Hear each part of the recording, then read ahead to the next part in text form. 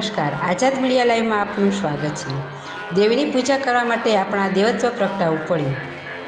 દેવતા એટલે પૂજાવાન કોડ નહીં, પણ પૂજાપાત્ર બનવાના કોડ।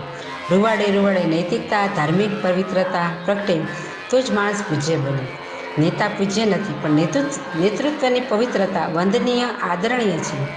આવા નેતૃત્વનો આદર્શ લોકમાન્ય લોકસેવક એવા તાલુકા પંચાયતના પ્રમુખ શ્રી બહાદુરભાઈ બેરા અને સમગ્ર ગાયત્રી પરિવારના આંગણે શ્રી ગાયત્રી મંદિરે ગણપતિ બાપા બિરાજમાન છે, ત્યારે ફરી એકવાર આઝાદ મીડિયા પહોંચ્યું હતું।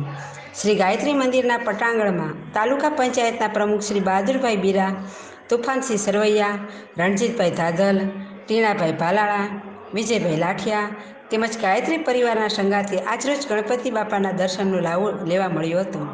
જ્યારે પહોંચ્યા ત્યારે લીલિયા તાલુકાના પંચાયતના પ્રમુખ બહાદુરભાઈ બેરા દ્વારા આરતી પૂજન, પ્રસાદી તેમજ નાસ્તાની વ્યવસ્થા રાખવામાં આવેલ હતી। આ તકે શ્રદ્ધાળુએ ગણપતિ બાપાના આશીર્વાદ લીધેલ અને ત્યારબાદ રાસ ગરબાની રંગતથી તમામ શ્રદ્ધાળુએ ગણપતિ બાપાના આશીર્વાદ લીધેલ। એન્કર સંધ્યાબેન ઓઝા, રિપોર્ટર અબ્દુલભાઈ શિરમાન, આઝાદ મીડિયા લાઈવ, લીલિયા।